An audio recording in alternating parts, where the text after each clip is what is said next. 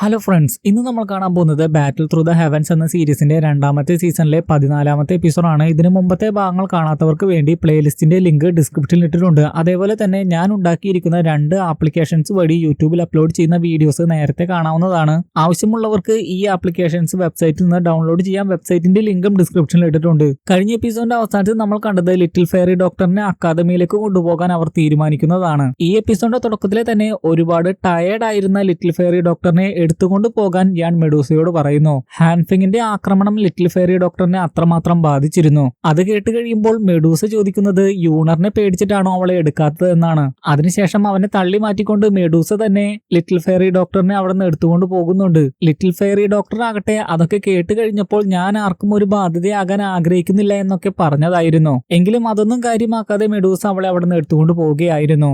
ജിയാനാൻ അക്കാദമിയിൽ നോക്കുകയാണെങ്കിൽ അവിടെ ബായിഷാന്റെ സഹോദരനായിട്ടുള്ള ബായ്ചെങ് എത്തിയിരിക്കുന്നതായിട്ട് കാണിക്കുന്നു. രഹസ്യമായിട്ട് ബായ്ഷാന്റെ കൂട്ടുകാരനെയാണ് ബായ്ചെങ് ആദ്യം കാണുന്നത്. ബായ്ഷാനെ എന്താണ് സംഭവിച്ചതെന്ന് വ്യക്തമായിട്ട് ബായ്ഷാന്റെ കൂട്ടുകാരനോട് ചോദിച്ച് ബായ്ചൻ അറിയുന്നു. നടന്ന സംഭവം അതേപോലെ തന്നെയാണ് ബായ്ഷാന്റെ കൂട്ടുകാരൻ പറയുന്നത്. ഇല്ലാത്ത കാര്യങ്ങളൊന്നും അവിടെ പറയുന്നില്ല.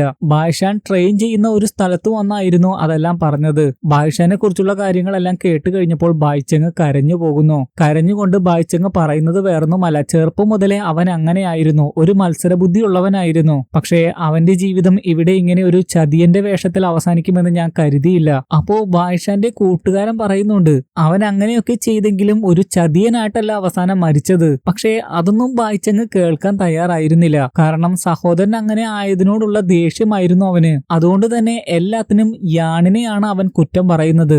യാണുമായിട്ടുള്ള ഫൈറ്റിലാണ് അവനെ എല്ലാം നഷ്ടമായത്. ആളുകളുടെ മുമ്പിൽ അവൻ നാണം കെടേണ്ടി വന്നു. അത് അവനെ ഇതെല്ലാം ചെയ്യിപ്പിക്കാൻ നിർബന്ധിക്കുകയായിരുന്നു. അല്ല എങ്കിൽ അവൻ ആ മെഡിസിൻ ഒന്നും കഴിക്കില്ലായിരുന്നു. ഹാൻഫിങ്ങിന്റെ ട്രാപ്പില് വീടില്ലായിരുന്നു. എന്നാൽ ഇതൊന്നും തന്നെ യാണിന്റെ കുറ്റമല്ല, ബായ്ഷാന്റെ തന്നെ കുറ്റമാണ് എന്നാണ് ബായ്ഷാന്റെ കൂട്ടുകാരൻ പറയുന്നത്. അവൻ ധീരനായിട്ടായിരുന്നു മരിച്ചത്. തെറ്റംഗീകരിച്ച് തിരികെ വരാനുള്ള ധൈര്യം അവന് നേരത്തെ തന്നെ ഉണ്ടാവണമായിരുന്നു. ആദ്യമേ അവൻ അതിന് ശ്രമിച്ചിരുന്നെങ്കിൽ ഹാൻഫിങ്ങിന്റെ ട്രാപ്പിൽ അവൻ വീടില്ലായിരുന്നു. ഹാൻഫിങ് അവനെ പറ്റിക്കുകയായിരുന്നു. എങ്കിലും അക്കാദമിക്ക് മുഴുവനും വേണ്ടി നന്മ ചെയ്തിട്ടാണ് അവൻ അവസാനം മരിച്ചത്. അവന്റെ സഹോദരൻ എന്ന നിലയിൽ നിനക്ക് അഭിമാനിക്കാം.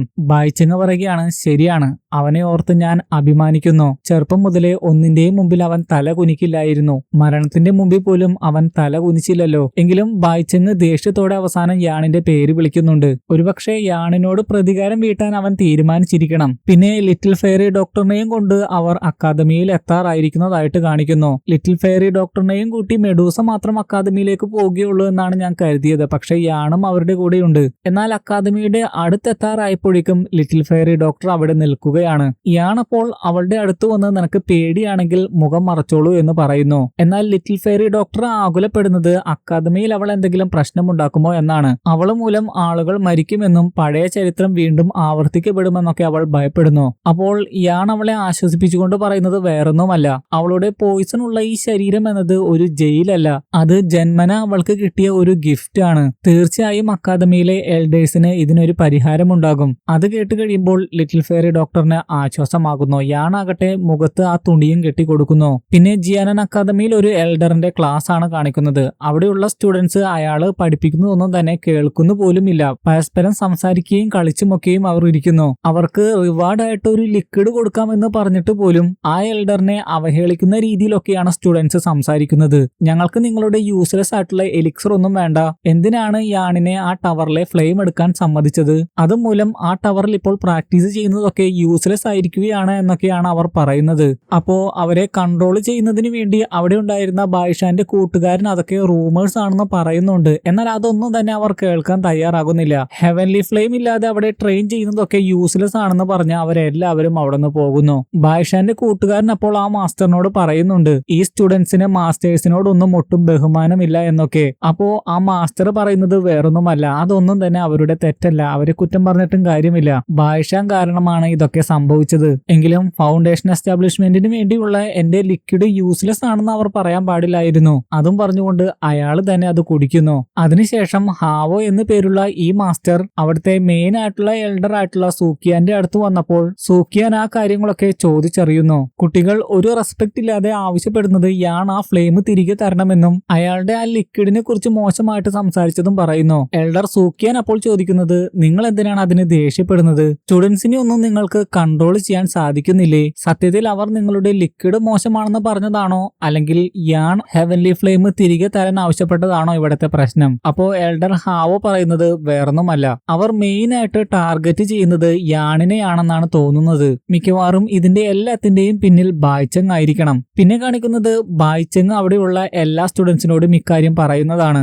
യാണിനെ ടാർഗറ്റ് ചെയ്ത് ബായ്ചങ് ആയിരുന്നു ഇത്തരത്തിലുള്ള കാര്യങ്ങളൊക്കെ പറഞ്ഞു പരത്തിയത്. അക്കാദമിയിലെ ചിലർ അവരുടെ ശക്തി ഉപയോഗിച്ച് അക്കാദമിയിലെ റിസോഴ്സ് എല്ലാം കൈയടക്കി വെച്ചിരിക്കുകയാണ് എന്ന് ബായ്ചങ് പറയുന്നു. അതുമാത്രമല്ല, മറ്റുള്ളവർക്ക് കൊടുക്കാതെ സ്വന്തമായിട്ടുള്ള പ്രോഗ്രസിന് വേണ്ടി ഇങ്ങനെയൊക്കെ ചെയ്യുന്നത് ചതിക്ക് തുല്യമാണ്. ഇതൊരിക്കലും അപവാദമല്ല, ഉള്ള കാര്യമാണ് ഈ പറയുന്നത്. അത് ആര് തന്നെ ആയാലും ഞങ്ങളുടെ ഗ്രൂപ്പ് ക്ഷമിക്കില്ല എന്നൊക്കെ പറയുന്നു. അവൻ ബായ് ഗ്രൂപ്പ് എന്നു പേരുള്ള ഒരു ഗ്രൂപ്പ് തന്നെ അവിടെ ക്രിയേറ്റ് ചെയ്തിട്ടുണ്ടായിരുന്നു. അതിൽ ഒരുപാട് അംഗങ്ങളും ഉണ്ടായിരുന്നു. ബായ്ചങ്ങിന്റെ വാക്കുകൾ കേട്ട് കഴിയുമ്പോൾ അവിടെ ഉണ്ടായിരുന്ന എല്ലാ സ്റ്റുഡൻസും അവൻ പറഞ്ഞത് ശരിയാണെന്ന് കരുതുന്നു. അതുകൊണ്ട് തന്നെ അതെല്ലാം കേട്ട് കഴിയുമ്പോൾ എല്ലാവരും ബായ്ചങ്ങിന് വേണ്ടിയാണ് ജയ് വിളിക്കുന്നത്. അവിടെ ഉണ്ടായിരുന്ന ഹൂജിയ യാണിന് വേണ്ടി വാദിക്കാനൊക്കെ ശ്രമിച്ചതായിരുന്നു. എന്നാൽ കുറ്റബോധം മൂലമായിരിക്കും നീ ഇങ്ങനെയൊക്കെ സംസാരിക്കുന്നത് എന്ന് പറഞ്ഞുകൊണ്ട് ബായ്ചങ് അവളുടെ വായടപ്പിക്കുകയായിരുന്നു. ഹൂജിയക്കാണെങ്കിൽ ഒന്നും പറയാനുമായില്ല.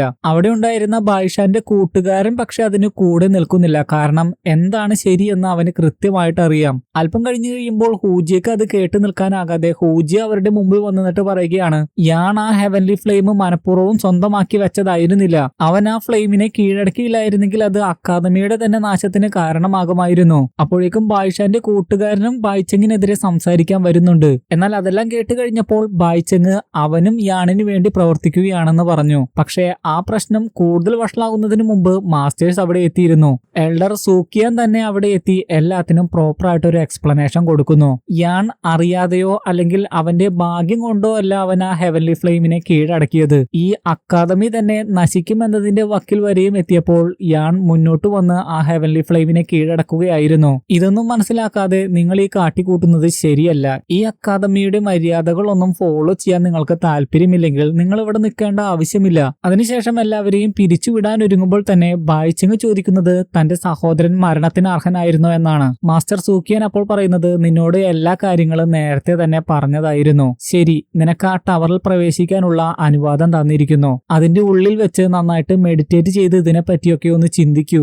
ബായ്ചങ് അപ്പോൾ ഇത് ഞങ്ങളുടെ ഗ്രൂപ്പിനുള്ള പണിഷ്മെന്റ് ആണോ എന്ന് ചോദിക്കുന്നു. സൂക്കിയാൻ പറയുകയാണ്, ടവറിൽ കയറി പ്രാക്ടീസ് ചെയ്യാനുള്ള അവസരമല്ല ഞാൻ തന്നത്. നിങ്ങൾ അതിനെ ഒരു പണിഷ്മെന്റ് ആയിട്ടാണ് കരുതുന്നതെങ്കിൽ അങ്ങനെ കരുതിക്കോളൂ എന്ന് പറഞ്ഞുകൊണ്ട് സൂക്കിയാൻ അവിടുന്ന് പോകുന്നു. ശേഷം അവിടെ കൂടിയിരുന്ന എല്ലാ സ്റ്റുഡൻസും തിരികെ പോകുന്നു. ബായ്ചങ് മാത്രം അവിടെ ഒറ്റക്കാകുന്നു. പിന്നെ കാണിക്കുന്നത് ഗൂക്ലാനിലെ ജനറൽ ഗുവോയാവോയ്ക്ക് ഒരു ടാസ്ക് കൊടുക്കുന്ന ഗൂക്ലാനിലെ തലവനെയാണ്. ബോധിസത്വ ട്രീ ഉപയോഗിച്ചാണ് സോൾഹാളിന്റെ പഴയ നേതാവായിട്ടുള്ള ഹുൻമെഷിങ്ങിനെ സീല് ചെയ്തിരിക്കുന്നത്. അതിപ്പോൾ സ്റ്റബിൾ ആയിട്ടുള്ള അവസ്ഥയിലല്ല. ആ സീല് സേഫ് ആക്കുന്നതിന് വേണ്ടിയാണ് അവനെ അങ്ങോട്ട് വിടുന്നത്. അതിന് സാധിക്കുന്നില്ല എങ്കിൽ ഉടനെ വന്ന് റിപ്പോർട്ട് ചെയ്യണം. ഗൂക്ലാനിലെ തലവൻ ഏറ്റവും കൂടുതൽ ട്രസ്റ്റ് ചെയ്യുന്നത് ഗൂക്ലാനിലെ ജനറൽ ആയിട്ടുള്ള ഗുയാവോയാണ്. അതുകൊണ്ടാണ് ഈ വലിയ ദൗത്യം അവനെ തന്നെ ഏൽപ്പിച്ചത്. ഒരു കാലത്ത് ഹുൻമെഷങ് ആയിരുന്നു സോൾഹാളിന്റെ എല്ലാം. ഇപ്പോ അതിന്റെ കൺട്രോള് മൂഗോയ്ക്കാണ്. സോൾഹാള് ഇവിടെ എന്തെങ്കിലും ചെയ്യാൻ സാധ്യതയുണ്ട്. അതുകൊണ്ട് ഒരു ലോ പ്രൊഫൈല് കീപ്പ് ചെയ്ത് പ്രശ്നമൊന്നും ഉണ്ടാക്കാതെ എല്ലാം സോൾവ് ചെയ്ത് വരാനാണ് ആവശ്യപ്പെടുന്നത്. അതുമാത്രമല്ല ട്രസ്റ്റബിൾ ആയിട്ടുള്ള കുറച്ചു പേരെ അവന്റെ കൂടെ കൊണ്ടുപോക്കോളൂ എന്ന് പറയുന്നു. അപ്പോ ജനറൽ അതിൽ ഒരാൾ യൂണർ ആയിരിക്കണമെന്ന് റിക്വസ്റ്റ് ചെയ്യുന്നു. നേരത്തെ യൂണറിനെ പുറത്ത് കടത്താമെന്ന് യൂണറിന് അവനൊരു വാക്ക് കൊടുത്തിരുന്നല്ലോ. അതിന് കിട്ടിയ ഒരു അവസരമായിരുന്നു ഇത്. ആ ഓൾട്ടറിന്റെ അവിടെ നിന്ന് പ്രാക്ടീസ് ചെയ്യുകയായിരുന്ന യൂണർ ഇതെല്ലാം കേട്ട് കഴിയുമ്പോൾ ഒരുപാട് ഹാപ്പി ആകുന്നു. ജനറൽ ഗുവോയാവോ അവളെ പുറത്ത് കടത്താൻ എന്തെങ്കിലും ചെയ്യുമെന്ന് യൂണറിന് നന്നായിട്ട് അറിയാമായിരുന്നു. അതിനുശേഷം യൂണർ അവരുടെ അടുത്ത് എത്തിക്കഴിയുമ്പോൾ തന്നെ അവളുടെ ഫാദർ ചോദിക്കുന്നത്, നിന്റെ തെറ്റ് നിനക്ക് മനസ്സിലായോ എന്നാണ്. യൂണർ അപ്പോൾ തനിക്ക് തന്റെ തെറ്റ് മനസ്സിലായി, എല്ലാത്തിനേക്കാളും പ്രാധാന്യം കൊടുക്കേണ്ടത് നമ്മുടെ ക്ലാനിനാണ് എന്നൊക്കെ പറയുന്നു. യൂണറിന്റെ ഫാദർ അത് കേട്ട് സാറ്റിസ്ഫൈഡ് ആകുന്നു. ജനറൽ ഗുയാവോ അവളെ പ്രത്യേകം സജസ്റ്റ് ചെയ്തത് കൊണ്ടാണ് അവളെ ഈ ദൗത്യം ഏൽപ്പിക്കുന്നത്. ലോ പ്രൊഫൈല് കീപ്പ് ചെയ്യണം, ഭംഗിയായിട്ട് ഈ ടാസ്ക് പൂർത്തിയാക്കണം. അതിൽ മിസ്റ്റേക്ക് വരുത്തുകയാണെങ്കിൽ നല്ല പണിഷ്മെന്റ് ആയിരിക്കും കിട്ടാൻ പോകുന്നത് എന്നൊക്കെ യൂണറിന്റെ ഫാദർ പറയുന്നു. എന്താണ് അവർ ചെയ്യേണ്ടതെന്നും പ്രത്യേകം പറഞ്ഞു കൊടുക്കുന്നുണ്ട്. അവസാനം പറയുന്നത്, സുരക്ഷിതമായിട്ട് തിരിച്ചു വന്നം, നീ ഈ ക്ലാന്റെ ലേഡിയാണ്. ഈ ദൗത്യത്തില് എന്തെങ്കിലും മിസ്റ്റേക്ക് വരികയാണെങ്കിൽ നിങ്ങളെ രണ്ടുപേരെയും പണിഷ് ചെയ്യുമെന്ന് ചിരിച്ചുകൊണ്ട് പറയുന്നു. അപ്പോ രണ്ടുപേരും സേഫ് ആയിട്ട് തിരികെ വരുമെന്നൊക്കെ പറയുന്നു. പിന്നെ കാണിക്കുന്നത് ലിറ്റിൽ ഫെയറി ഡോക്ടറിനെ തന്റെ മുറിയിലാക്കിക്കൊണ്ട് ഹെഡ് മാസ്റ്ററിനെ ഒക്കെ കാണാൻ പോകുന്ന യാണിനെയാണ്. മെഡൂസയാകട്ടെ ഉടനെ തന്നെ യാണിനോട് അത് ചെയ്യാൻ പറയുന്നു. കാരണം ലിറ്റിൽ ഫെയറി ഡോക്ടറിന്റെ അവസ്ഥ വളരെ മോശമായി ഉണ്ടായിക്കൊണ്ടിരിക്കുകയായിരുന്നു. മാസ്റ്റേഴ്സ് ആണെങ്കിൽ ഡിസ്കസ് ചെയ്യുന്നത് മാസ്റ്റേഴ്സിന് കിട്ടിയിരിക്കുന്ന സ്റ്റുഡൻസിന്റെ യാണിനെ കുറിച്ചുള്ള കംപ്ലൈന്റ്സുകളാണ്. ബായ്ചെങ്ങിന്റെ വാക്കുകൾ അവരെ നല്ലവണ്ണം ഇൻഫ്ലുവൻസ് ചെയ്തിട്ടുണ്ട്. മിക്ക സ്റ്റുഡൻസിനും ബായ്ചെങ്ങിനെ വലിയ കാര്യമാണ്. അപ്പൊ പിന്നെ അവൻ പറയുന്നത് കേൾക്കാതിരിക്കുമോ? ഇപ്പോഴാണെങ്കിൽ അവനെ ടവറിലേക്കും വിട്ടിരിക്കുകയാണ്. സ്റ്റുഡൻസ് ആകെ അക്ഷമരാണ്. അപ്പോഴേക്കും യാൺ അവിടെ എത്തുന്നു. യാണിനെ കാണുമ്പോൾ എൽഡർ സൂക്കിയാൻ പറയുകയാണ്, നീ കൃത്യസമയത്ത് തന്നെയാണ് വന്നിരിക്കുന്നത്. നീ ഫോളൻ ഹാർട്ട് ഫ്ലെയിമുമായിട്ടാണോ തിരികെ വന്നിരിക്കുന്നത്? അത് കേട്ട് കഴിയുമ്പോൾ യാൺ നിരാശയിലാകുന്നുണ്ട്. എന്നാൽ ഉടനെ തന്നെ പിന്നെ അതിനെപ്പറ്റി തുടർന്ന് ചോദിക്കാതെ സൂക്കിയാൻ ചോദിക്കുന്നത്, നീ എന്താണ് ഇപ്പൊ ഇങ്ങോട്ട് വന്നതെന്നാണ്. യാൺ അപ്പോൾ ലിറ്റിൽ ഫെയറി ഡോക്ടറിനെ കണ്ടുമുട്ടിയതും ലിറ്റിൽ ഫെയറി ഡോക്ടറിന്റെ പോയിസണസ് ആയിട്ടുള്ള ബോഡിയെ കുറിച്ചുമൊക്കെ മാസ്റ്റേഴ്സിന്റെ അടുത്ത് പറയുന്നു. അവളുടെ ഈ അസുഖത്തിന് ആന്റിഡോട്ട് കണ്ടുപിടിക്കാൻ സഹായിക്കാമെന്ന് ഞാൻ വാക്ക് കൊടുത്തിരുന്നു. അതുകൊണ്ട് ആദ്യമേ അവളെ ടവറിൽ പ്രവേശിക്കാൻ അനുവദിക്കണം. എനിക്ക് ആ സമയത്ത് ബോഡി ഇൻകാർണേഷൻ സലൈവ കണ്ടുപിടിക്കാനാകും. അതെല്ലാം കേട്ട് കഴിയുമ്പോൾ ആ മാസ്റ്റേഴ്സ് ശരിക്കും ഞെട്ടുന്നുണ്ട്. കാരണം പോയിസണസ് ബോഡി എത്രമാത്രം പവർഫുൾ ആണെന്ന് അവർക്കറിയാം. അത് പൊട്ടിത്തെറിക്കുമ്പോൾ ഉണ്ടാകുന്ന നാശനഷ്ടങ്ങൾ വളരെ വലുതാണ്. ഇയാണപ്പോൾ പറയുന്നത് അതുകൊണ്ടാണ് അവളെ ആ ടവറിൽ കയറ്റണമെന്ന് പറഞ്ഞത്. എന്തൊക്കെ വന്നാലും ഫോളൻ ഹാർട്ട് ഫ്ലെയിം അവിടെ ആയിരുന്നില്ലേ? അവളെ അവിടെ കയറ്റുകയാണെങ്കിൽ മറ്റുള്ളവർക്കും പ്രശ്നമുണ്ടാകില്ല. എന്നാൽ അത് കേട്ട് കഴിയുമ്പോൾ എൽഡർ സൂക്കിയാൻ ശരിക്കും പൊട്ടിത്തെറിക്കുകയാണ്. നിനക്ക് അല്പം കഴിവുള്ളത് കൊണ്ടാണ് നീ ചെയ്ത തെറ്റുകളെല്ലാം ഞാൻ ഇതുവരെയും ക്ഷമിച്ചത്. അതും പറഞ്ഞ് തലയിൽ കയറി ചെവി കടിക്കാനാണോ നീ ശ്രമിക്കുന്നത്? ഇൻബോൺ ആയിട്ട് വിഷമുള്ള ബോഡി ഉള്ളത് ഒരു ശാപമാണ്. അത് പൊട്ടിത്തെറിച്ചു കഴിഞ്ഞാൽ അക്കാദമി മാത്രമല്ല ജിയാമ സാമ്രാജ്യം തന്നെ ഇല്ലാതാകും. ചെറുപ്പമാണെന്ന് കരുതി നിനക്ക് എന്തും ചെയ്യാമെന്നാണോ? ആളുകളുടെ ജീവന് നീ ഒരു വിലയും കൊടുക്കുന്നില്ലേ? ഈ ലോകത്തെ ചില കാര്യങ്ങളൊന്നും മാറ്റാൻ സാധിക്കില്ല. ജിയാനൻ അക്കാദമിക്കും പരിധികളുണ്ട്. ഇതിൽ ഞങ്ങൾക്ക് നിനക്ക് വേണ്ടി ഒന്നും ചെയ്യാൻ സാധിക്കില്ല. നിന്റെ ആ ഫ്രണ്ടിനെയും കൂട്ടി എവിടേക്കെങ്കിലും പൊക്കോളൂ എന്ന് പറഞ്ഞുകൊണ്ട് ദേഷ്യത്തോടെ സൂക്കിയാൻ അവിടെ നിന്ന് പോകുന്നു. എപ്പോഴും കാമായിട്ടിരിക്കുന്ന എൽഡർ സൂക്കിയാന്റെ ഭാഗത്ത് നിന്ന് അങ്ങനെ ഒരു റെസ്പോൺസ് ആരും പ്രതീക്ഷിച്ച് കാണില്ല. യാൺ ശരിക്കും ഞെട്ടുന്നുണ്ട്. മറ്റേ എൽഡർ ആകട്ടെ സൂക്കിയാനെ കാമാക്കുന്നതിന് വേണ്ടി സൂക്കിയാന്റെ പുറകെ പോകുന്നു. അതിനുശേഷം യാൺ ആ എൽഡറിന്റെ അടുത്ത് രഹസ്യമായിട്ട് സംസാരിച്ചു കഴിയുമ്പോഴാണ് എല്ലാ കാര്യങ്ങളും മനസ്സിലാകുന്നത്. എൽഡർ സൂക്കിയാൻ അങ്ങനെ ദേഷ്യപ്പെടുന്നതിന് ഒരു കാരണമുണ്ടായിരുന്നു. അയാൾക്കും ഇതേപോലെ തന്നെ വിഷവുമായിട്ട് ജനിച്ച ഒരു ഫ്രണ്ട് ഉണ്ടായിരുന്നു. അയാളെ രക്ഷിക്കുന്നതിന് വേണ്ടി എൽഡർ സൂക്കിയാൻ ബോഡി ഇൻകാർണേഷൻ സലൈവ അന്വേഷിച്ച് പല സ്ഥലങ്ങളിലും നടന്നു. പക്ഷേ എങ്ങും അത് കിട്ടിയില്ല. കാരണം വേറൊന്നുമല്ല, വർഷങ്ങൾക്ക് മുമ്പേ ബോധിസത്വ ട്രീ അപ്രത്യക്ഷമായതാണ്. അങ്ങനെ ആന്റിഡോട്ട് കിട്ടാതെ ഹെഡ് മാസ്റ്റർ സൂക്കിയാന്റെ ഫ്രണ്ടിന്റെ പോയിസണസ് ബോഡി പൊട്ടിത്തെറിക്കുകയായിരുന്നു. അതുമൂലം ഒരുപാട് നാശനഷ്ടങ്ങൾ ഉണ്ടായി. എങ്ങും വിഷം കൊണ്ട് നിറഞ്ഞു. സൂക്കിയാനാകട്ടെ ആ ഫ്രണ്ടിനെ ആളൊഴിഞ്ഞ ഒരു മൗണ്ടനിലേക്ക് കൊണ്ടുപോയിട്ട് 3 ദിവസത്തിന് ശേഷം ഒരുപാട് ദുഃഖത്തോടെ തിരികെ വന്നു. അങ്ങനെയൊക്കെ നടന്നതുകൊണ്ടാണ് സൂക്കിയാൻ അങ്ങനെ ദേഷ്യപ്പെട്ടത്. അല്ല എങ്കിൽ അത്രയ്ക്കും ദേഷ്യപ്പെട്ടു ഒരിക്കലും ഹെഡ് മാസ്റ്റർ സൂക്കിയാൻ സംസാരിക്കില്ലായിരുന്നു. ആ ചരിത്രം യാണിലൂടെ വീണ്ടും ആവർത്തിക്കപ്പെടാൻ ഹെഡ് മാസ്റ്റർ സൂക്കിയാൻ ആഗ്രഹിക്കുന്നില്ല. ഇവിടെ ബായ്ചെങ് നിനക്കെതിരെ ചെയ്തു കൂട്ടുന്ന കാര്യങ്ങളെ പറ്റി നിനക്ക് വല്ല അറിവുമുണ്ടോ? അത്രയൊക്കെ പ്രശ്നങ്ങൾ ഉണ്ടായ സമയത്തും ഹെഡ് മാസ്റ്റർ നിന്റെ കൂടെ ആയിരുന്നു നിന്നത്. അതുകൊണ്ട് ഇങ്ങനെയൊക്കെ പെരുമാറിയതിൽ ഒരിക്കലും നീ ഹെഡ് മാസ്റ്ററിനെ തെറ്റിദ്ധരിക്കരുത്. ഇപ്പോഴാകട്ടെ ബായ്ചെങ് ആ ടവറിന്റെ ഉള്ളിലുമുണ്ട്. യാണിനപ്പോൾ എല്ലാ കാര്യങ്ങളും മനസ്സിലാകുന്നു. പിന്നെ ലിറ്റിൽ ഫെയറി ഡോക്ടറിനെ ഒരു വിധത്തിൽ ഹീല് ചെയ്യാൻ ശ്രമിച്ചുകൊണ്ടിരിക്കുന്ന മെഡൂസയെ കാണിക്കുന്നു. ഒരുപാട് വേദന അനുഭവപ്പെടുന്ന ലിറ്റിൽ ഫെയറി ഡോക്ടർ അപ്പോൾ പറയുന്നുണ്ട്, അവളുടെ വിഷമുള്ള ശരീരം പൊട്ടിത്തെറിക്കുകയാണെങ്കിൽ അവളോട് ഒരു കരുണയും കാണിക്കരുത് എന്ന്. എന്നാൽ മെഡൂസ പറയുകയാണ്, അങ്ങനെ എന്തെങ്കിലും സംഭവിക്കുകയാണെങ്കിൽ അക്കാദമിയിലുള്ള ആർക്കും ഒന്നും സംഭവിക്കാതിരിക്കാൻ വേണ്ടി നിന്നെ ഞാൻ ഉടനെ തന്നെ അണ്ടർഗ്രൗണ്ടിലേക്ക് കൊണ്ടുപോകും. അതെല്ലാം കേട്ട് കഴിയുമ്പോൾ ലിറ്റിൽ ഫെയറി ഡോക്ടർ പറയുകയാണ്, കണ്ടു കഴിഞ്ഞാൽ ദേഷ്യക്കാരിയായിട്ട് തോന്നുമെങ്കിലും നിങ്ങൾ നല്ല വ്യക്തിയാണ്. നിങ്ങളെ പോലത്തെ നല്ലൊരു ഫ്രണ്ടിനെ കിട്ടിയ യാൺ ഭാഗ്യവാനാണ്. മെഡൂസ അപ്പോൾ പറയുന്നത്, യാൺ പോയിട്ട് കുറെ നേരമായല്ലോ, എന്താണ് അവൻ ഇത്രയും വൈകുന്നത് എന്നൊക്കെയാണ്. അപ്പോഴേക്കും യാൺ അവിടെ എത്തി ഹെഡ് മാസ്റ്റർ അവന്റെ റിക്വസ്റ്റ് നിരസിച്ചു എന്ന് പറയുന്നു. ലിറ്റിൽ ഫെയറി ഡോക്ടറിനോട് ക്ഷമാപണവും നടത്തുന്നു. എന്നാൽ ലിറ്റിൽ ഫെയറി ഡോക്ടർ പറയുന്നത്, നീ എന്നോട് ഇതിനൊന്നും ക്ഷമാപണം നടത്തേണ്ട ആവശ്യമില്ല എന്നാണ്. മെഡൂസ അപ്പോൾ പറയുകയാണ്, അങ്ങനെയെങ്കിൽ നീ ഞങ്ങളുടെ സ്ഥലത്തേക്ക് വാ, ഞങ്ങളുടെ സ്ഥലത്തും നിന്നെ സുരക്ഷിതയായിട്ട് ഇരുത്താനാകും.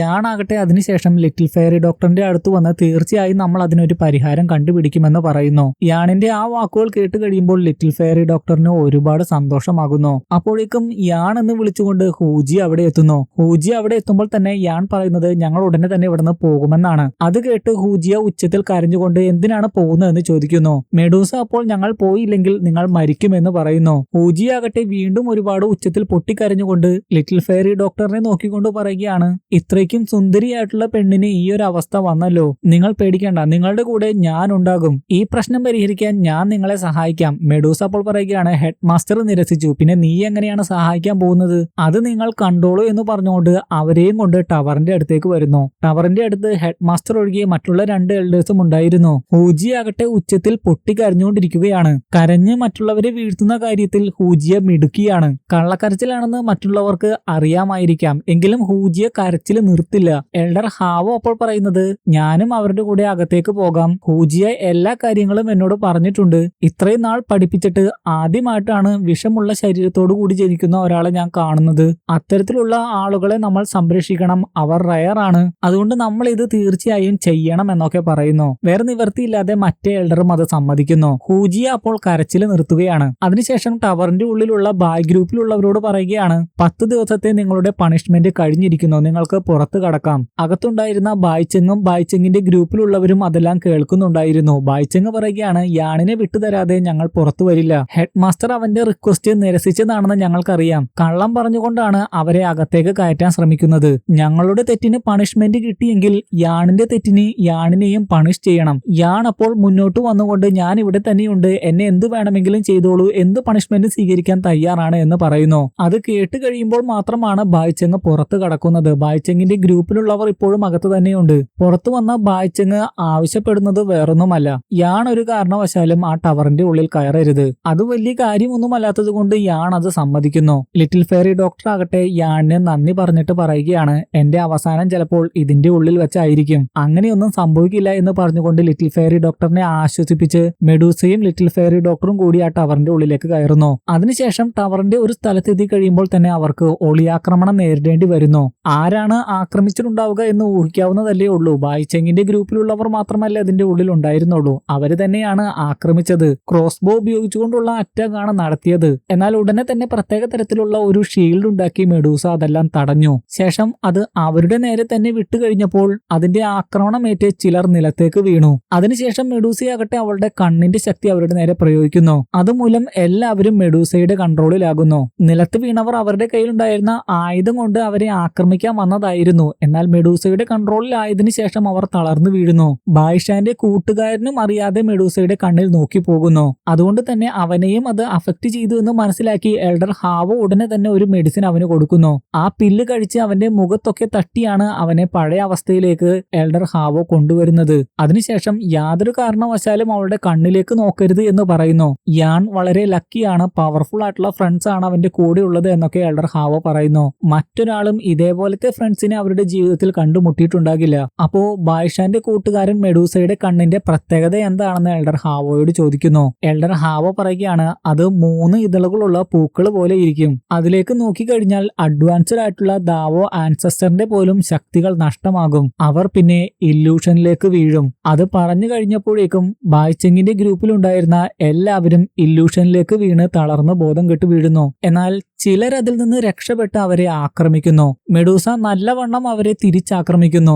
അവർ പ്രത്യേക തരത്തിലുള്ള പൊടികളൊക്കെ അവരുടെ നേരെ പ്രയോഗിക്കുന്നുണ്ടായിരുന്നു. മെഡൂസയുടെ നേരെ അത് പ്രയോഗിച്ചിട്ട് ഒരു കാര്യവും ഉണ്ടായിരുന്നില്ല. അതിനിടയ്ക്ക് ചിലർ വലയുമായിട്ട് വന്ന് ലിറ്റിൽ ഫെയറി ഡോക്ടറിനെ മൂടി ലിറ്റിൽ ഫെയറി ഡോക്ടറിന്റെ നേരെ ആ പൊടി വിതറുന്നുണ്ട്. എന്നാൽ മെഡൂസ പാഞ്ഞ് അവിടെ എത്തി അവരുടെ കണ്ണിൽ നോക്കി അവരെയും ഇല്യൂഷനിലേക്ക് വീഴ്ത്തി ബോധം കെടുത്തുന്നു. അപ്പോഴേക്കും ലിറ്റിൽ ഫെയറി ഡോക്ടറിന്റെ ഉള്ളിലുള്ള വിഷം പതുക്കെ പുറത്തേക്ക് വന്നു തുടങ്ങിയിരുന്നു. അത് മുഖത്ത് വ്യാപിക്കുന്നതായിട്ട് കണ്ടപ്പോൾ മെഡൂസ ലിറ്റിൽ ഫെയറി ഡോക്ടറിനോട് ഇങ്ങനെ പറഞ്ഞു, നിന്റെ മുഖം പോലും ഇപ്പോൾ മാറിക്കൊണ്ടിരിക്കുകയാണ്. യാണിന് വേണ്ടി നീ അത് കൺട്രോൾ ചെയ്യണം. ഈ ദുഷ്ടർ വിജയിക്കാൻ നീ അനുവദിക്കരുത്. ലിറ്റിൽ ഫെയറി ഡോക്ടർ അപ്പോൾ അത് കൺട്രോൾ ചെയ്യാൻ ശ്രമിക്കുന്നു.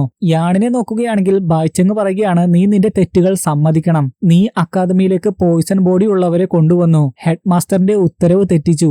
എല്ലാനും പബ്ലിക്കായിട്ട് നീ സമ്മതിക്കണം. യാൺ അപ്പോൾ പറയുന്നുണ്ട്, ആരെയും ഞാൻ ഉപദ്രവിക്കാൻ ശ്രമിച്ചിട്ടില്ല എന്ന്. ബായ്ചെങ് പറയുകയാണ്, ചിലപ്പോൾ നീ അങ്ങനെ ശ്രമിച്ചിരിക്കാം, പക്ഷേ നീ കാരണം എല്ലാവരും വേദന അനുഭവിക്കുകയാണ്. നീ നിന്റെ കൂട്ടുകാരെ എത്രമാത്രം സ്നേഹിക്കുന്നുണ്ടെന്ന് എനിക്ക് കാണണം. യാണാകട്ടെ തന്റെ ഫ്രണ്ടിനെ രക്ഷിക്കുന്നതിന് വേണ്ടി ആ കുറ്റം എല്ലാം തന്നെ സമ്മതിക്കുന്നു. അപ്പോൾ യാണിന് വേണ്ടി വാദിക്കാൻ വേണ്ടി കുറച്ച് സ്റ്റുഡൻസ് അവിടെ എത്തുന്നുണ്ട്. വിഷമുള്ള ബോഡി ആണെങ്കിൽ പോലും ടവറിന്റെ ഉള്ളിൽ വെച്ച് ഒരു കുഴപ്പവും ഉണ്ടാകില്ല, മറ്റുള്ളവരെ അത് ദോഷമായിട്ട് ബാധിക്കില്ല എന്നൊക്കെയാണ് അവർ പറയുന്നത്. ടവർ അത്രമാത്രം സ്ട്രോങ് ആണ്, യാൺ ഒരിക്കലും നമ്മളെ ഉപദ്രവിക്കാൻ ശ്രമിക്കില്ല എന്നൊക്കെ അവർ പറയുന്നു.